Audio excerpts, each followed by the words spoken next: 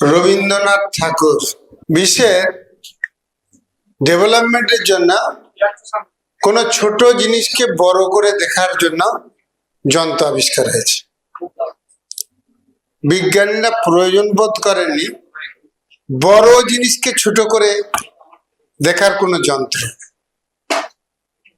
যদি করতেন তাহলে আমাদের সীমিত জ্ঞানে তেনার সম্বন্ধে আমরা আইডিয়া পেতাম। রবীন্দ্রনাথ কে ছিলেন? আমার যতটুকু জ্ঞান রবীন্দ্রনাথ সেটাই ছিলেন। যেমন একটা কানাকে যদি হাতির সামনে দাঁড়িয়ে দিয়ে হাতিটা কেমন বলবে? লেজে হাত দিলে বলবে দড়ির মতো, পায়ে হাত দিলে বলবে থামের মতো, আর কানে হাত দিলে বলবে কুলোর মতো। যিনি সবচেয়ে নিজেকে পণ্ডিত মনে করছেন তিনি যদি বৈজ্ঞানিক হন তিনি বলবেন বিশ্বের শ্রেষ্ঠ বৈজ্ঞানিক রবীন্দ্রনাথ। তিনি যদি গীতিকার হন বলবেন বিশ্বের শ্রেষ্ঠ গীতিকার রবীন্দ্রনাথ।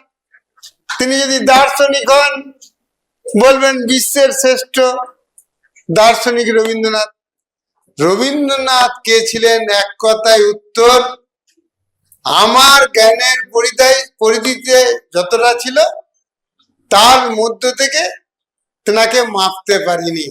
অর্থাৎ রবীন্দ্রনাথ কে ছিলেন বলবার রাইট কার আছে? আমার অন্তত জীবনে দেখা নেই। সেই কারণে রবীন্দ্রনাথ কে ছিল এই কথাটা মধ্যে আমি যেতেছিলাম না। রবীন্দ্রনাথ আমাদের আদর্শ, রবীন্দ্রনাথ আমাদের গর্ব, রবীন্দ্রনাথ আমাদের নিজের জীবনে একটা গ্রন্থ। সম্প্রদায় হলে পারে সম্প্রদায়ের বেঁচে থাকার জন্য তাদের একটা ধর্মীয় গ্রন্থ থাকে। ধর্মগ্রন্থ কি? এটা অন্য কিছু নয়, সেই ধর্মের লোক কিভাবে সারা জীবন জীবিকা করবে লিপিবদ্ধ একটা পুস্তিকা। তেমনি সর্বধর্মের মানুষ কিভাবে থাকবে তার একটা লিপিবদ্ধ পত্রিকা হচ্ছে। ওনার গান, ওনার কবিতা, ওনার আবৃত্তি। তো এইটা বোঝার মতো ক্ষমতা আমার নেই যেটা আমি বিশ্লেষণ করব। আর যেগুলো করি, রবীন্দ্রনাথের কোনো অনুষ্ঠান করি, কি করি? গঙ্গা জলে গঙ্গা পুজো করি। ওনার কিছু জিনিস আমরা কিছুটা অ্যাওয়ারনেস করি। এছাড়া আমরা নতুন করে কি করব?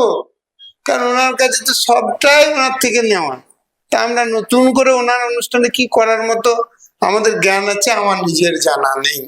ক্ষমা প্রার্থী বললেন, এটা সত্যি খারাপ লাগছে যে আপনি একটা বড় জিনিস ভুল ধরিয়ে দিলেন। আর আমি মনে করি যে কোনো জিনিস ভুল বুঝতে পারলে সংশোধন করার মতো ভালো জিনিস আর কিছু নেই।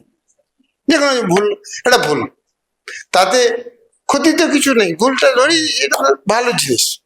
আপনারা ভুল ধরিয়ে দেবেন, এটা অনেকটা আমাদের চলার পথটাকে সুগম করে দেবে। দেখুন, ধর্মগ্রন্থ বলতে আমি যেটা বুঝি সেই ধর্মের মানুষ কিভাবে চলবে সেইটা। আমি কিছু কথা আপনাদের সঙ্গে বলা খুব দরকার বলে আমি মনে করছি।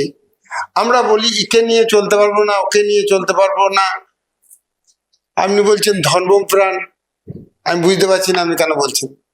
ধর্ম আপনাকে কি শেখাচ্ছে? একটা ছোট্ট উদাহরণ দিই। যেহেতু আমি হিন্দু ধর্ম অবলম্বী, তাই হিন্দু ধর্ম দিই, কারণ এটা আমি জানি। দুর্গা পুজোয় মা দুর্গা বাপের বাড়ি আছে।